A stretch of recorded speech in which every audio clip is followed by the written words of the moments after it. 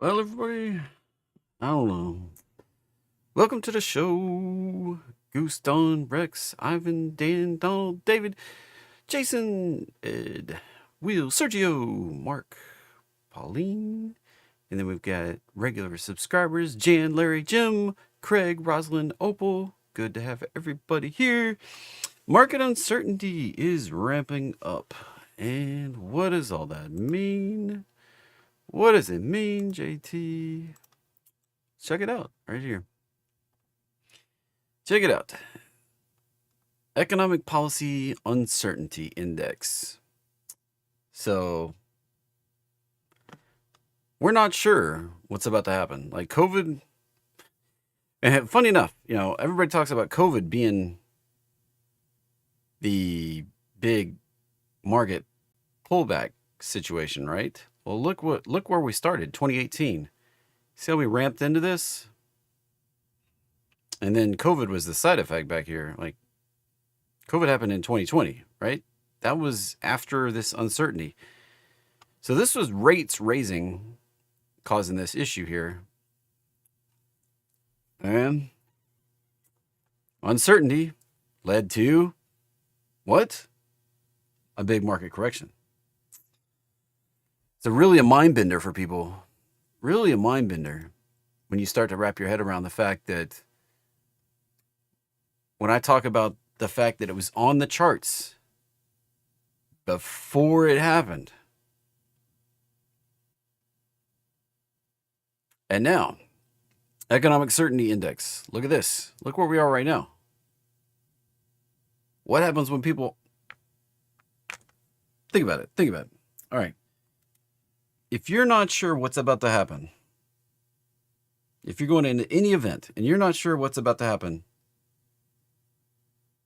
what do? You protect your resources, right? Yes, every event's a little different, but if you're a business owner, there's lots of us out, lots of people that own businesses out there. You're going into a period where you're not sure what's about to happen. You're not sure how these policies are going to play out. You're not sure what the reduction in government spending is going to do. Although, so far, it's trickling down and causing people to pull back, just like somebody said. And we're seeing this on a massive scale. We're seeing a lot of people unsure. Now look, other pullbacks. Right here, there was no real uncertainty. No real economic policy uncertainty. No real economic policy uncertainty. This one, giant policy uncertainty. This one, new record high policy uncertainty. Yeah, as Goose says, business owners protect their cash flow and assets when in doubt. So what do? You pull back on expansion plans. You pull back on spending. You're very conservative without all your cash flow and your outlays. So right now, this new paradigm shift in what we're doing, creating uncertainty. Now, uncertainty out there, what does that do in the market? When the markets feel good, we go higher.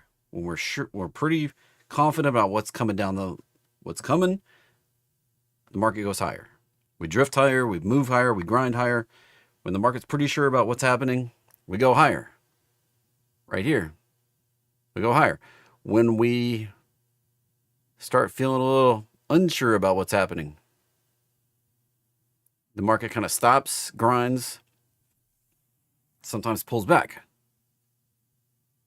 Now, you can see this over here, this uncertainty front ran the big correction. As we got policy clarity, and this was when Trump was in office again, the first time. Now, we're really not sure about what he's going to do.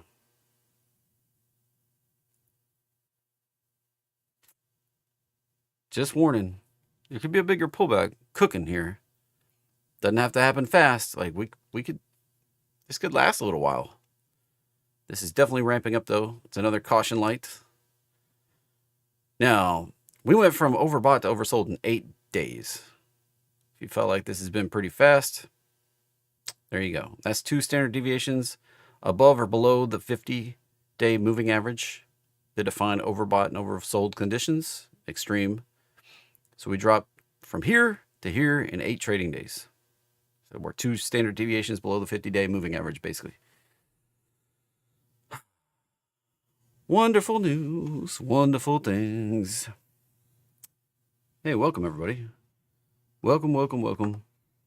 Welcome to the show. Welcome to the show. If you're new here, make sure you subscribe. Hit the button over here. Be a subscriber. Join the chat. If you like what I'm doing, consider being a channel member, supporting what I do here.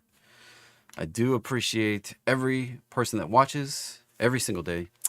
And if you want to know more about all the indicators and stuff, links in the description down below. Click the more button, or you can go to the channel homepage thing. I guess it's over here. Channel homepage thing under the link over there. My name, click the channel homepage. Go watch my favorite indicator video that's pinned to the homepage. You'll get information on the roadmap line, which is what we're about to talk about here in just a moment. This orange line. We're going to look at all sorts of assets. This is my support resistance line. I call it the roadmap line. It works on the daily chart. It works on the 30-minute chart. It works on the 1-minute chart. It works all time frames. Support resistance.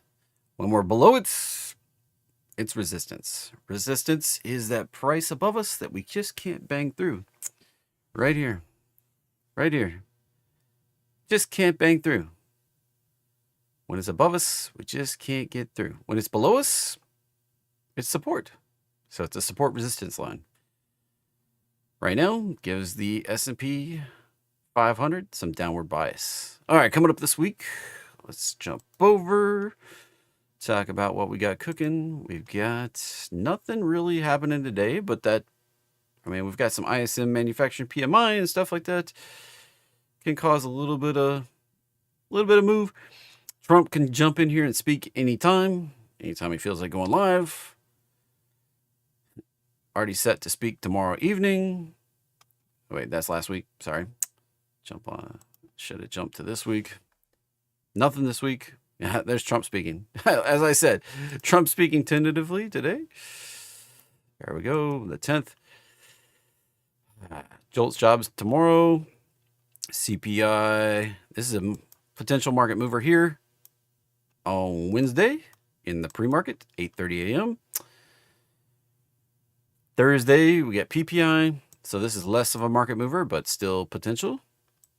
Right there. They'll probably, if you trade futures, they'll probably raise the overnight margin rate requirements. Oddly enough, they decided on retail sales not to put them out on Friday, but to bump them to Monday next week. So something's up. Like whenever they change the order of CPI, PPI, retail sales, whenever they change it, whenever they do something with it, something's up. So retail sales jumping out to Monday instead of Friday. Something's going on with some sort of funny business going on there, as I would say. What? I don't know. It could be a good surprise. They could be really hot, and they're trying to goose it right in front of the FOMC meeting coming up next week. Right here, next Wednesday, 2 p.m. Not this Wednesday, next Wednesday. That's the March the 19th right there. I don't know. It's kind of weird. We don't usually... I like things to be normal and predictable and, come out at the right times and stuff like that.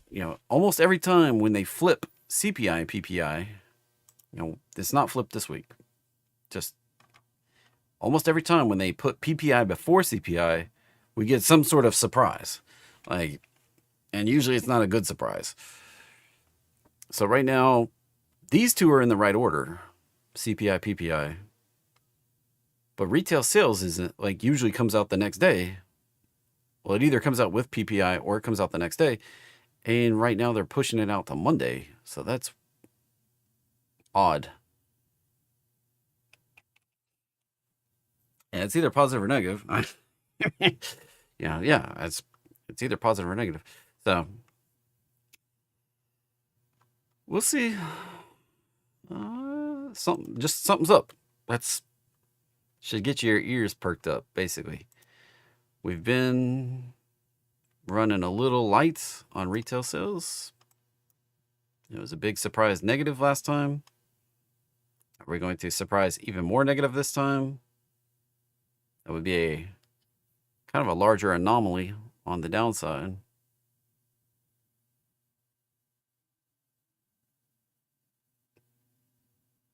I think just the way everything's been going, I bet this drops. Just the way everything. Who's they? The government. That's who puts out the reports. Who's they? They. Who puts out the report? Easy enough. Let's go look. Dun, dun, dun, dun, dun, dun. U.S. Census Bureau right here. They. Right there. That's the source. So when we talk about they, and we talk about CPI and PPI, easy enough. You just go look. Bureau of Labor Statistics, they, in that case. And Bureau of Labor Statistics, in that case. So when I talk about they, I talk about the U.S. government. That's who they is. They putting them out right there. Those are economic news, so that's the government, basically, in most cases. Now, for some of the other things, it's all different departments, different, that's Bureau of Labor Statistics for JOLTS jobs. There's, when you see like this one down here, University of Michigan, that's who puts out that one. So we see when I talk about they putting out, you have to look at whose numbers are they. So on Friday, we get those consumer sentiment and inflation expectations from the University of Michigan. And these can make the market move right here. These two reports coming out on Friday at 10 a.m. So we saw that, what was that? Almost 6 weeks ago when they put out a surprise number. We got a big market reaction when that came out. So we're seeing the Atlanta Fed estimate that GDP is plummeting in the last couple days since the official number came out. Atlanta Fed rolling it off quickly, turning negative. Kind of figures when we've only been growing we've only been growing GDP for the last 2 years, almost 3 years now. Shoot. Since 2022 in the summer when we went negative for a couple quarters through now, the only reason we've been growing GDP is because government spending ramped way up. Now what are they doing? They, being Doge and Trump and the administration, they're attacking government spending. And, well, may very well push GDP negative. If GDP is negative, do we actually have a recession? Or do we go with the new definition of a recession that you can't have one? I don't know. It's all kind of crazy, right? All kind of crazy. All trading involves a substantial risk of loss. Past performance, not necessarily indicative of future results. If you put your money at risk, you may lose it. And let's face it, seems like more often than not, you do lose it if you don't have a great plan. You don't have solid basis for what you're getting into. And you don't have a good history of getting it right. I tend to get lucky, but I may never get it right again. And that's what that means. Past performance, not necessarily indicative of future results. This presentation is intended to be informational, educational, fun, entertaining. Hopefully you're entertained. Hopefully that's why you're here. That you find this informational, educational, fun, and entertaining. And I know you got lots of stuff you can do with your time. So it's not a recommendation to be buying or selling any financial instruments, including stocks, options, bonds, forex, futures, cryptos, treasuries. Don't long them, don't short them, don't trade them. And if you desire personal financial advice, you need to hire and consult a financial advisor, which is not what I'm doing. All right. I'm not telling you what to do with your money, just making some predictions. Sometimes I get it right. Be careful out there. You may lose your money. Alrighty. I was trying to look at this right here. Year to date. Check these out. Biggest Loser. Got a nice winner over here. It's kind of a story of haves and have-nots here. Big ups, big downs. Here's the Winners Club. And here's the Losers Club. The losers, holy moly. Year to date, look at how many cryptos are down. Oh my goodness. Compared to not as many up. 3% or more for the year. That's over a year. Just this year, that's a lot still down. Not as many up. Rough business here.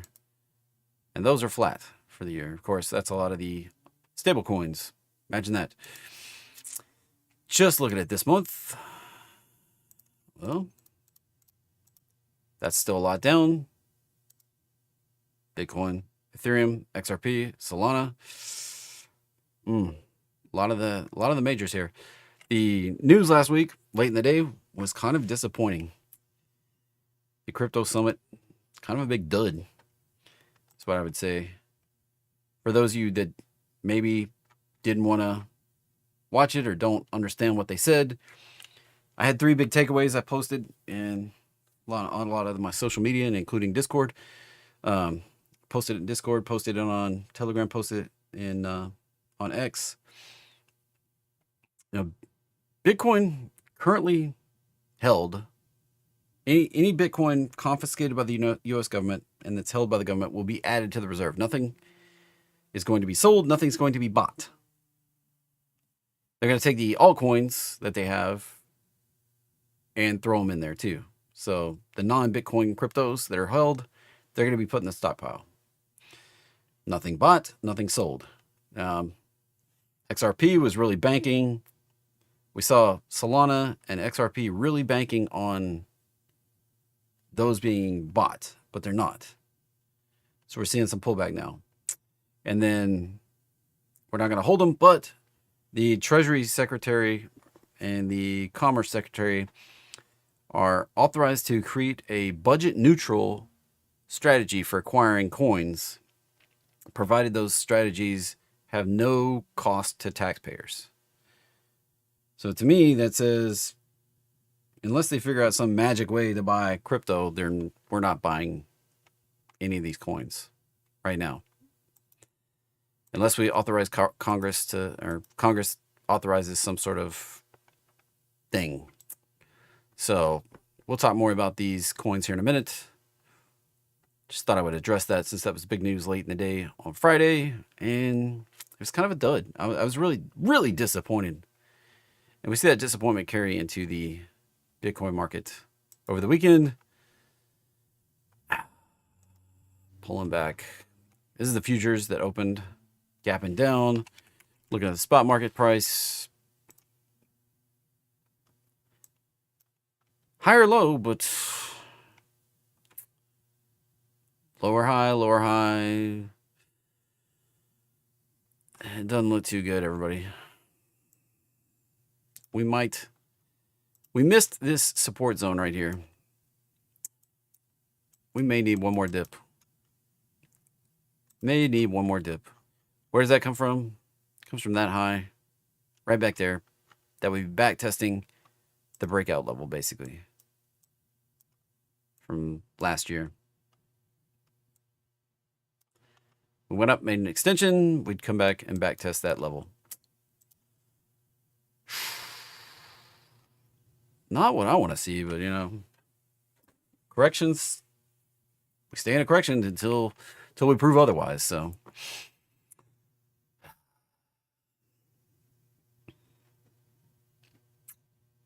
Yeah. Bummer on crypto, right? Bummer on crypto. And there's some, I mean, I've seen some news. Even Goose was like, the rhetoric is that Bitcoin's suffering because gold climbing.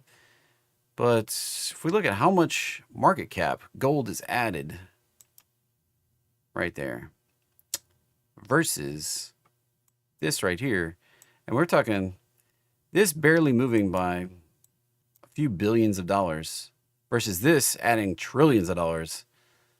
I don't think the money's flowing out of Bitcoin and coming up here. Now, if these were similar size assets and we were seeing similar size market cap, sure. But they're not. We're only seeing a few hundred billion here. Well, we've seen trillions of dollars added up here. Just doesn't, like, that narrative just doesn't hold the mustard, if you will. Nvidia sitting here at the $3 trillion club. Make sure these are the current numbers. They're not. Nvidia sitting here at the $2.6 trillion club. Out of the $3 trillion club. Microsoft out of the $3 trillion club. Apple holding on just a little bit. And Bitcoin. And there you go. A couple more billion. See, you've only got a couple billion flowing out, but you've got trillions flowing in. It just doesn't, the narrative just around that just doesn't make sense. Just doesn't make sense.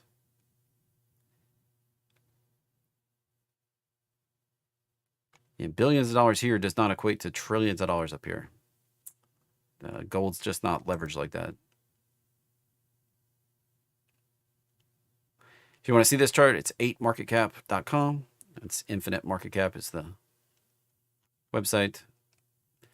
It kind of lists global, it's like the global list of top stuff. You see up here, companies are worth $112 trillion. ETFs are worth $13 trillion. Cryptocurrency is worth about $2.7 trillion. Gold worth about $19 trillion. Altogether, total value of all assets tracked comes in about $150 trillion, which is down about 1%. Right there, we've dropped about 1.6% over the last 7 days. And global value dropping. Right there. And remember, my whole theory of the way the market works, if everybody was to pull this out, there's only about 10% of this money that you could pull out before everything went to zero. So there may only be like $15 trillion of actual real money that exists before everything dropped to zero. If everybody tried to cash out. It's kind of an when you really think about it, that's kind of interesting, right? You look at something like Apple. If everybody tried to sell Apple and get the heck out, maybe only $350 billion could be cashed out before it went to zero. Really starts bending your mind when you think about things like that. Anyway, Ethereum charts sitting at the lows. That was lower low, sitting right on the line, right on the support line. I don't really want to see it break lower than that. If we do, we might start this descent into the triple digits. We do have kind of it could dip into this zone right there. Once we get below that though, 1500, not looking too great for continuation higher on Ethereum. Solana, I don't usually hit in the morning show, but that broke down below the roadmap line, potentially going to go on a bigger, deeper retrace. Glanced off the prior high, pushing down. We could see this retrace pretty deeply here.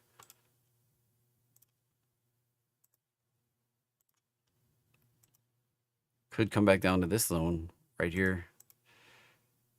So warning, that potentially 1, 2, 3, 4, 5, that could be complete on Solana. You can see a big deep retrace like that. That's a big drop.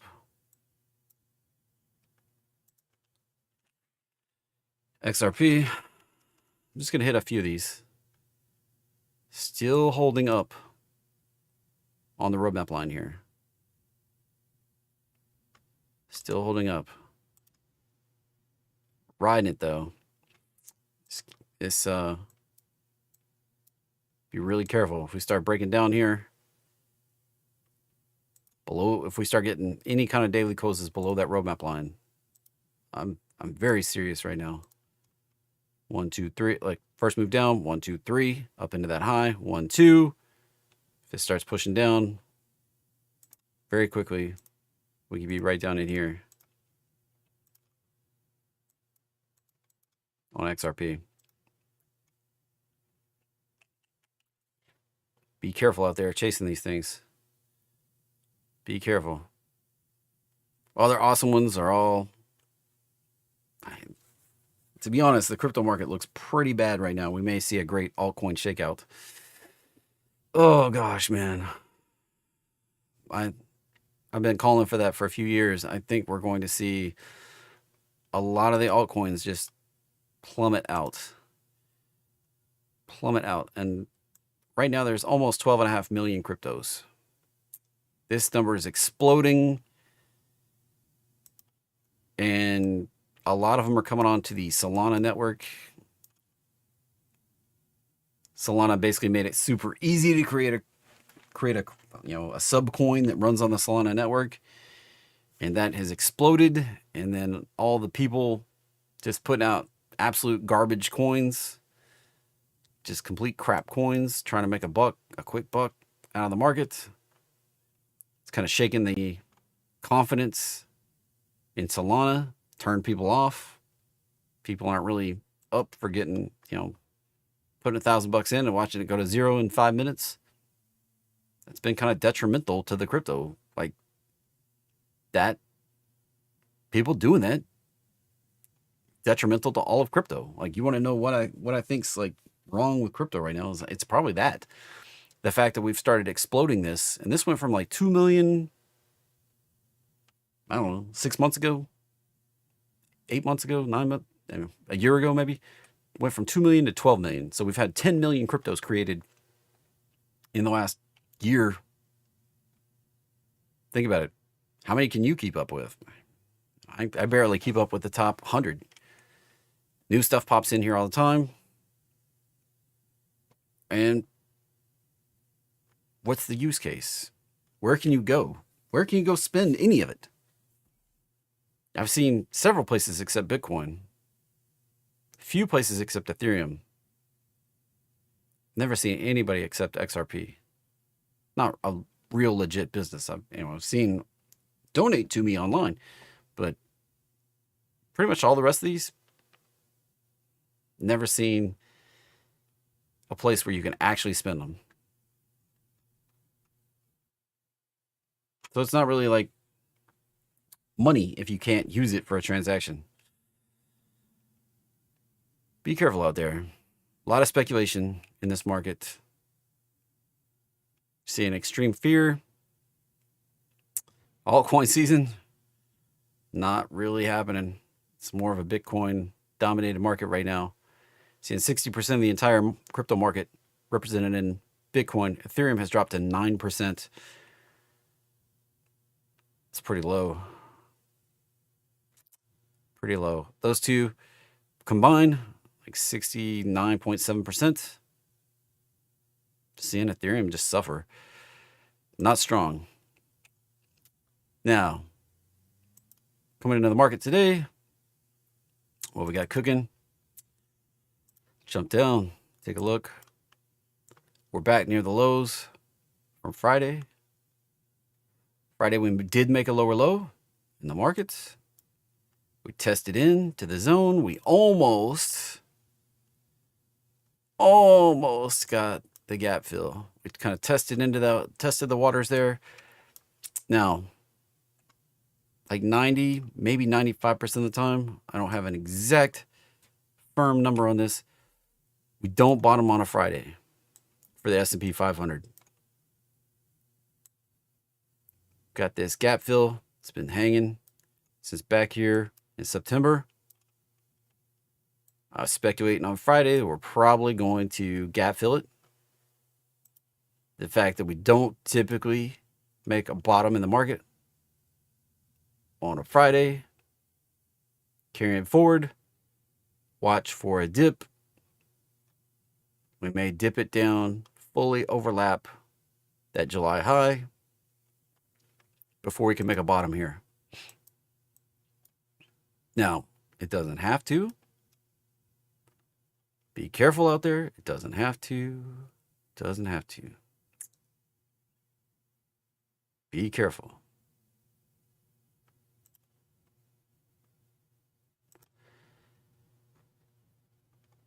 It's indicating we may see some deeper price action here. We're definitely pushing the limits here, testing into the lows from Friday. That gap fill, almost expect it at this point. Almost expect it to just go ahead and do it.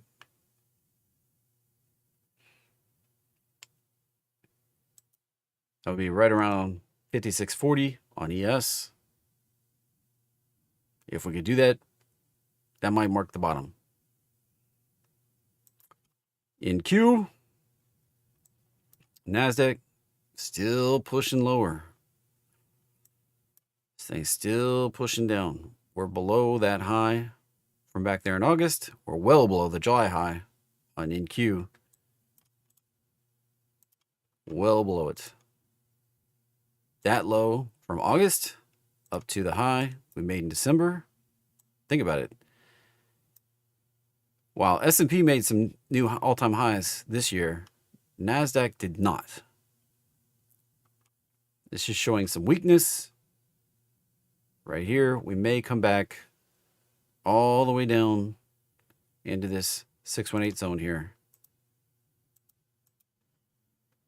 So we can see this flash on down here while the S&P corrected a few more points. 56.40, only about 50 points down now. Why am I looking at the futures? Because there's gaps here. I don't like price gaps. Gaps galore. That's missing information. This one trades 23 hours a day, 6 days a week, and we don't leave very many gaps. Get a little bit, but we just don't generally leave a lot of gaps. So this gap we left right there will probably be filled after we fill this one back here. Probably turn it, burn it, go fill that one. Just the way it works. This one got left open quite a long time. And we don't usually leave them for like 9 months. Or I guess 6 months on that case. And we usually fill them pretty quick. Made a gap there, filled it right over here. Made a few gaps there, filled them right back up. Made a gap there, and we've held it open. A lot of times these occur on contract rollovers. If you're unfamiliar with the futures market, basically 4 times a year, we change contracts. That's coming up right here. We're going to switch from the March contract to the June contract. Coming up right there. Next week.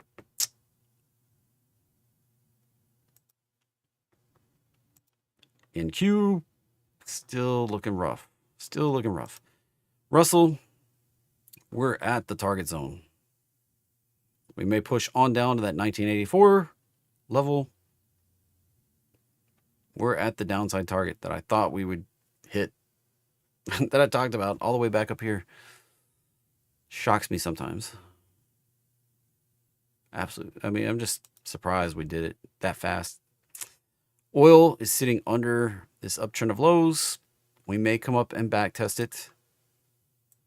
If we hit the bottom of that and then turn back lower, we're probably going to flush on down. Maybe down to 50. Could be to 60, but I bet we go. If we do that, we might get a fast flush down to 50. We kind of back test and drop on out. There is a big support zone there,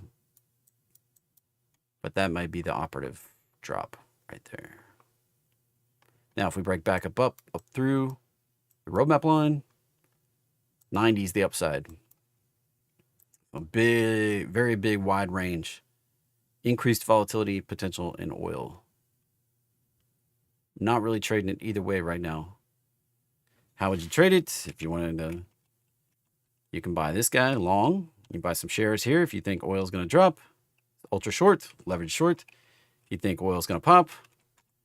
The flip side of that is UCO right there. Would I play options on them? That's playing with fire. Those are leverage instruments. Be careful. Right there. Yeah, pump prices have nothing to do with distillates, have nothing to do with oil prices. They have to do with this right here. Wholesale prices on gasoline. Pump prices are related to this, but these are futures again. And then you've got heating oil, which hasn't broken down yet. This is diesel fuel. Right there. So just, this is not sitting at the lows. This is up here at the roadmap line. This can pop. This would be a real mind bender for a lot of people, is if this goes bullish while oil goes down. That'll be a real mind bender for a lot of people. We're at a seasonal high in gasoline. This is the seasonality of the prices on gasoline. So we're at a seasonal high in gasoline. Whereas we look at oil.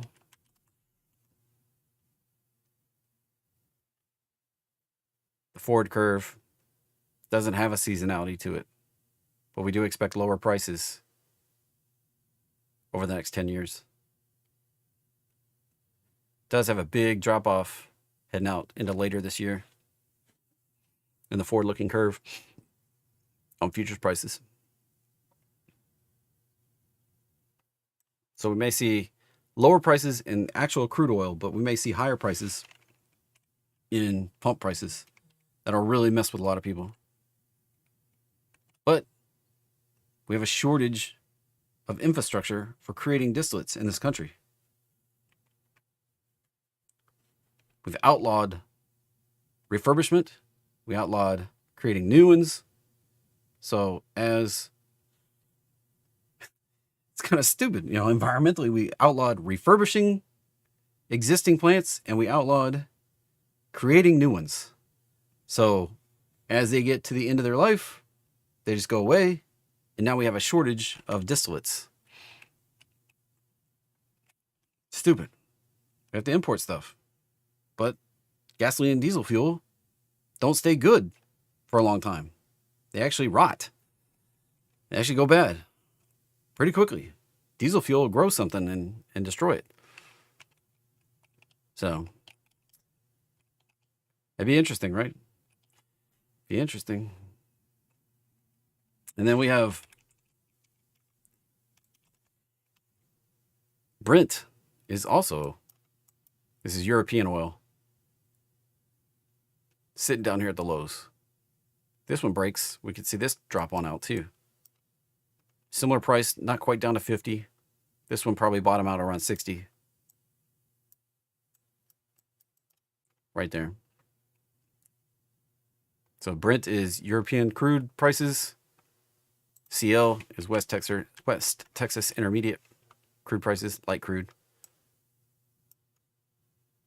It's a complicated market.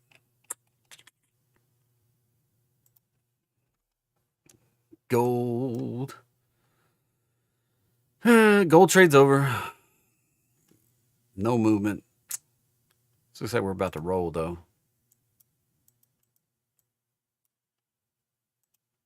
I was hopeful we pop, but nope. Nothing. Big picture, this looks like we're about to roll down, get a bigger correction, down in this zone.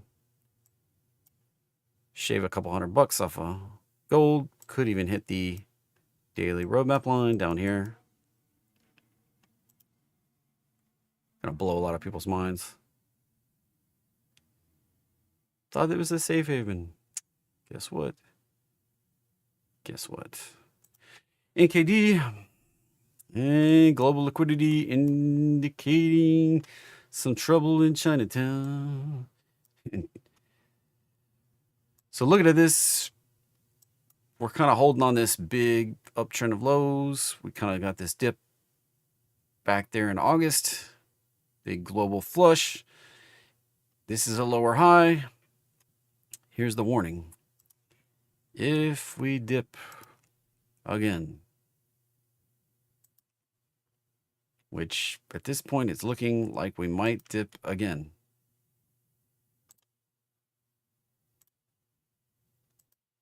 Could take the market on a big flush.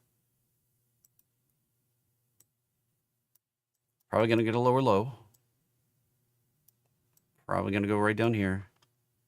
Could be a big market liquidation event like we had in August. Could extend it all the way down here. It could. Here's where I expect it to kind of bottom. Right around this spot right here. Could go as low as 24. If this happens, right here, if this starts breaking down, flushing, gonna take the US market with it. No ifs, ands, or buts. You'll hear about the Japanese carry trade blowing out. Japan's getting ready to raise rates again. That's what caused this over here. There's like a 80% chance they're going to raise rates or something like that. Can cause another freak out. Be careful. DXY sitting at that 618 level. Found a little support here. Something else interesting. So what caused this right here? Right? Everybody was focused on tariffs. But what caused this right here? What was the real story going on last week? What was the real story?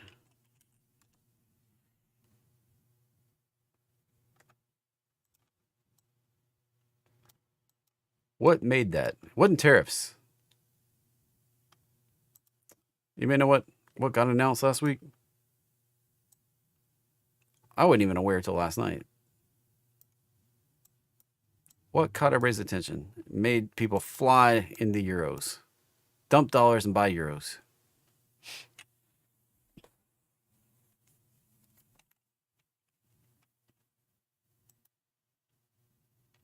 Well, it was defense spending by who? So Germany announced they're going to borrow $900 billion of euros. However you make that little euro thing.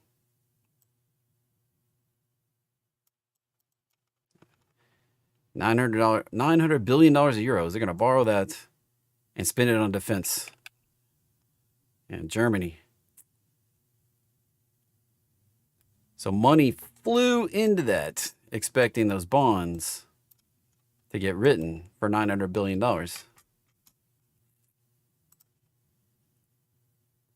That created down pressure on the dollar. And down pressure on the U.S. stock market.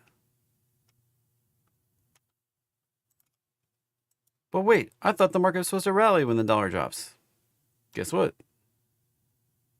Correlated when they're correlated, not when they're not. We're seeing a lot of money, global liquidity, flow out of all these things, including NKD.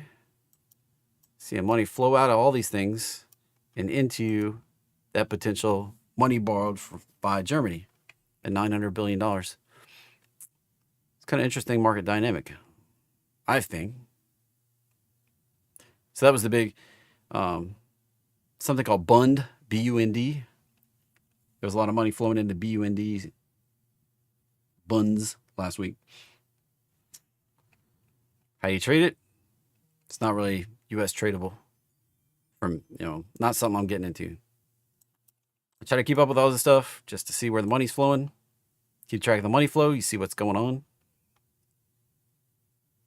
How many people heard about all that in the US news, though?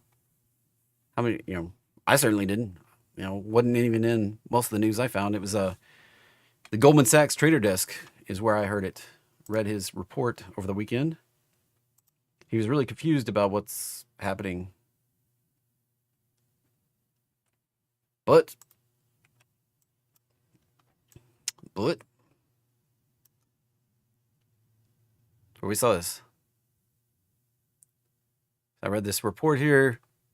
This is a summary of it from Goldman Trader, Managing Director, talking about what was going on right there last week.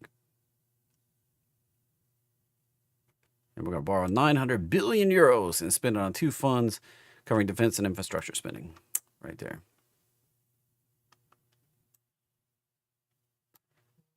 And that was the name of the game last week. That overshadowed any of the tariff news. So, what do we actually watch today? What was popping? What's dropping? Anytime biotech tops the list, it's time to be very cautious. Extremely cautious. PTGX, that's probably already hit the targets. Basically gave you no opportunity to get in and just boom, right up to the targets. Oil, which is natural gas. That was hitting alerts for me last night. We tagged the target. Seasonality wise, be very, very careful. This has a seasonality very similar to gasoline. A little more crazy. A little crazier. We don't usually get that rip until late in the year. We usually see a dip this time of year with this popping right here. It's going against the seasonality. So it gives opportunity for a large pullback. Be careful. That topped out. That hit my upside. I would almost be willing to go long cold at this point. I don't like to play this game, but this is ultra short natural gas. This one may pop a few bucks. Oil may take a bath. This one may come back to the roadmap line. This one is also a declining asset. Reverse split. It's kind of like VIX. Natural gas, the long term. When you zoom out and look at natural gas, it doesn't go anywhere. Like natural gas is not one that climbs. It just kind of chops sideways. We make some rips and we make some dips, which causes, look at that. NASDAQ starting to hit those downside targets. Causes stuff like oil to just decline. Get that backwardation. Costs money to carry the contracts. Causes UNG to plummet into the abyss also. So it's long natural gas things, hard to make money in the long term. I just stay out of that most of the time. Might be a short-term opportunity in cold, but it may also break down and go lower. This one can go down. Look at this. Even over the long term, this one goes down along with the leveraged longs. So incredibly difficult to make money on cold. It's kind of like trying to trade VXX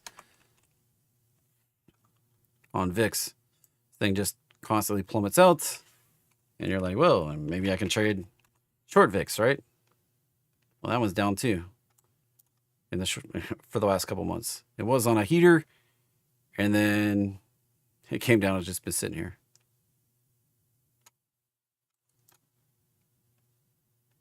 Messes with you. Messes with you. I'm telling you. The market doesn't let free money go. Just not something that happens. DoorDash, getting a little pop, but taking it back immediately. TSDD, 2x short on Tesla. As I said last week, these are indicating they may hit the roadmap line right up here. All these short Teslas. That one, TSLT, I think. Nope, that's a long one.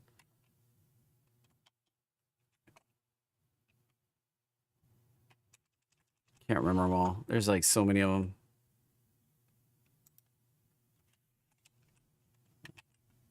Yeah, TSLS. That was already in the roadmap line.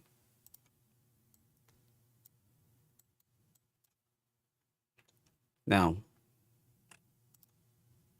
maybe they pop. Maybe they drop. It's one where you got to look at the underlying. We got below the zone where I thought I wanted to hold. So this may be turning more bearish on Tesla. This is a big caution. Big caution at this point. The move up off the low. 3 waves. Sub move. We're overlapping that high. Not great. Structurally, we're kind of breaking this down. We may head back down to this 210 area right here.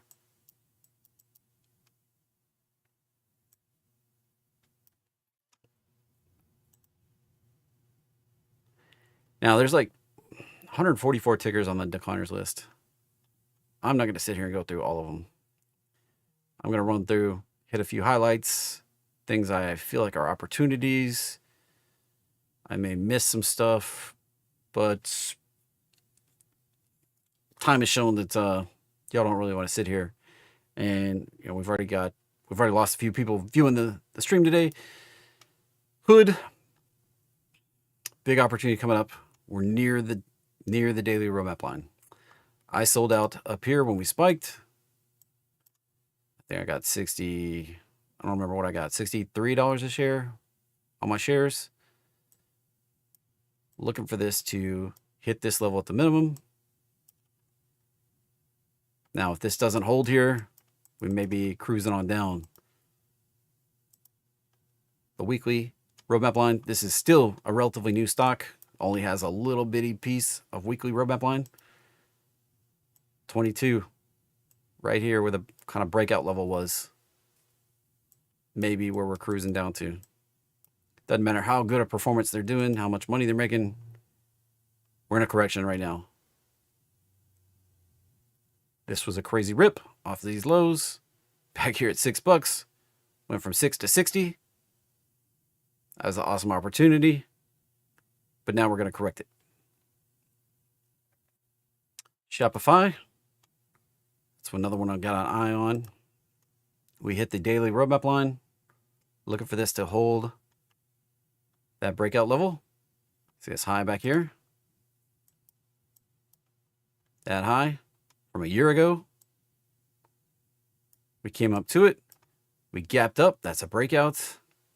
Ramped up, hit target. And we're correcting back. We're going to retest that breakout level. If we can hold it.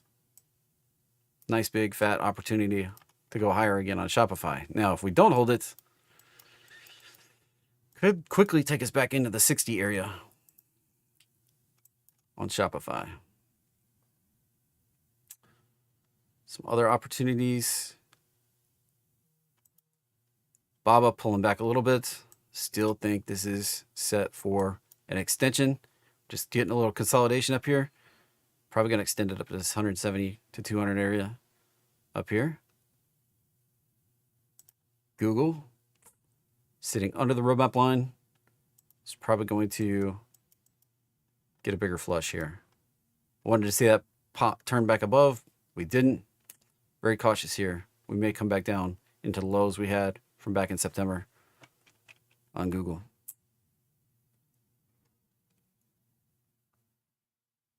Adobe still has some downside to go. Target's down there. Microsoft still has some downside to go. Target's right down here. We're getting close. Getting close.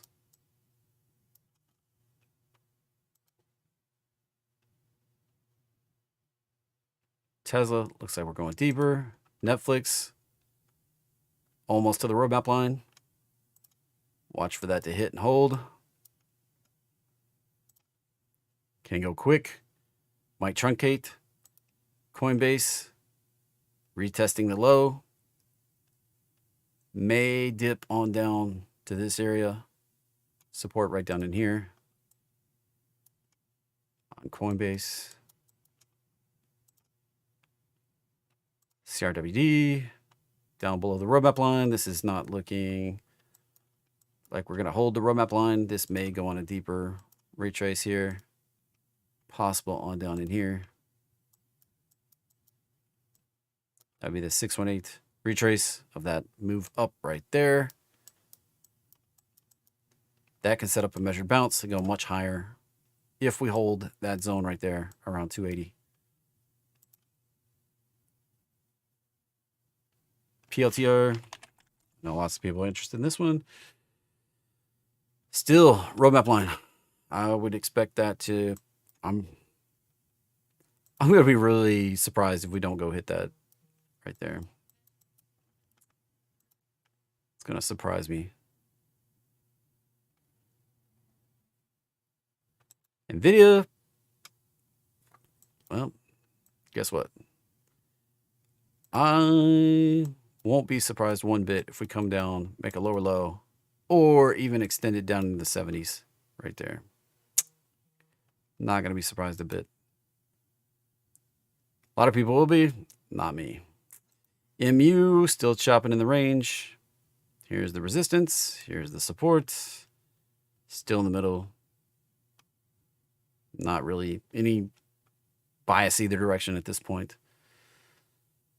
Kava probably got a little lower to go.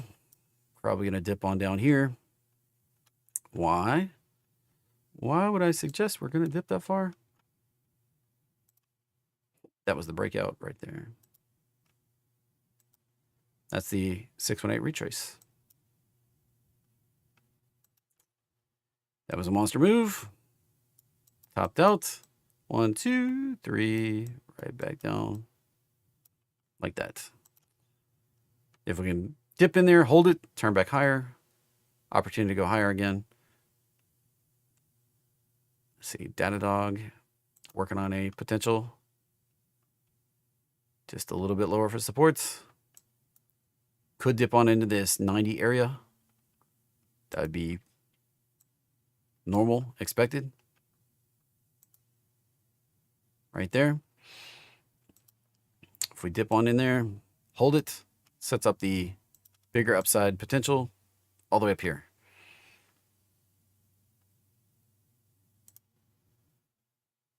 Rocket companies.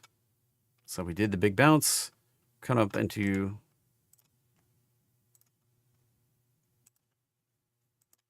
that 618 zone. If we get above that, sets up the 23 to 26 area up here. We set you alert. We get the daily close here. Potential to come on up here. PDD. Grinding on that roadmap line. We can hold it, break back above that high from 2 weeks back, 3 weeks back. Break back above that. We set up for the extension up to 180. There's some of the bigger opportunities. AMD is sitting on this giant potential measured bounce support right here. If we can hold this 95 area, break back up, this is a giant opportunity. This, if you're aggressive, you could buy it now. You would risk down to 70, basically. You'd be like, oh, that's like 30 bucks. Yeah, but the potential here is 500 bucks. So you get 5x your money by risking 30. Risk 30 to make 400. And it's better than a 10-to-1 risk to reward. You're going to have to hold it for a while. Would I play options? Absolutely not. This is likely to take much longer than 2027. This right here, probably going to take out to 2030. Be my rough, educated, wild donkey guess right now. And it's going to have humps and bumps along the way. It's going to have dips and rips and stuff like that along the way. Almost guarantee it. I mean, look over here.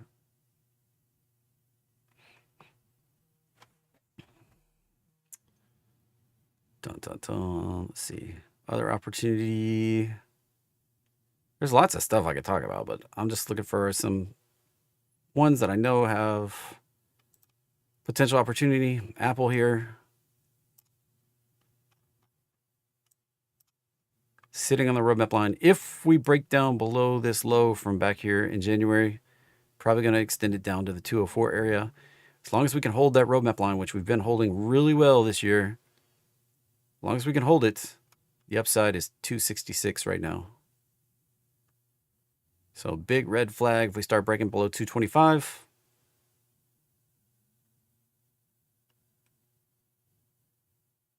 Bail below 218. Because it's probably coming down here to 204. 266 is the potential upside right now. As long as we maintain that. Alrighty. We kind of hit the highlights. This one's interesting. AVGO. We came down and we're sitting right on the breakout level. I mentioned when we did this, eventually we're probably going to come back and retest the breakouts, and there we did, right there. Came back, retested. There you go. If we can hold it, next big upside potential, 262. If we start getting below here, though, this thing could retrace pretty viciously. All right, look at that big move. From 2020 all the way up here. Holy bananas. We went from $15 a share to $260.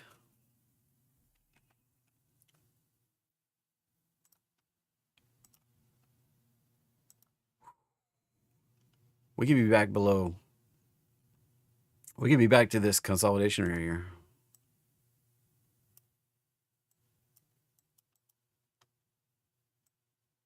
So level to watch. Probably down around 160. We start breaking below 160. This could come down another $100 right there.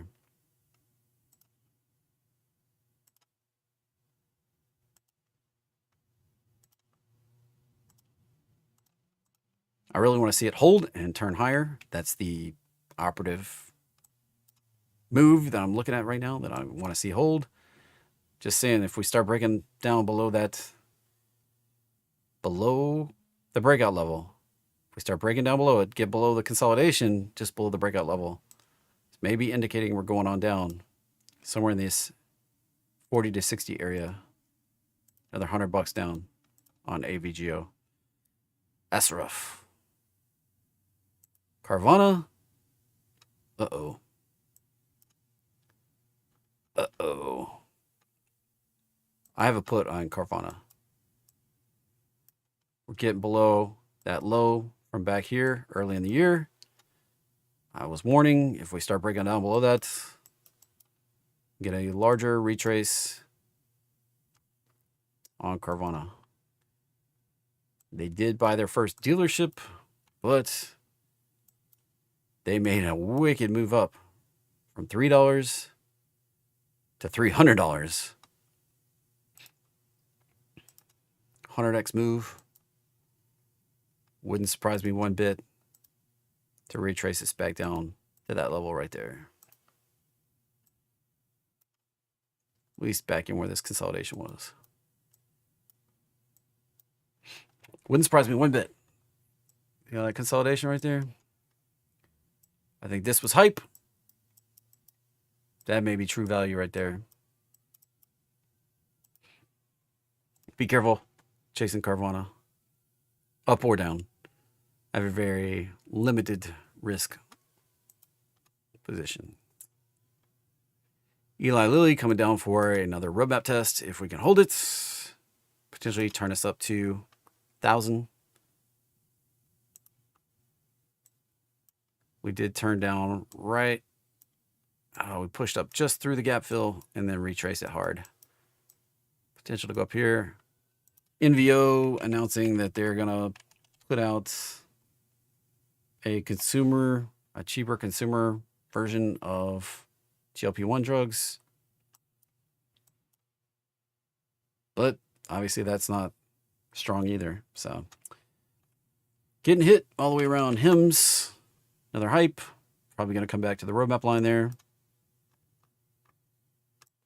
Another hype story. Watch that one right there. Probably going to come on down. And then these guys lost a rocket. Or, I mean, lost a lander, I guess.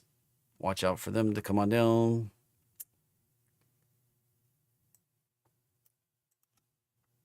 Not sure they can get another NASA contract. I don't know.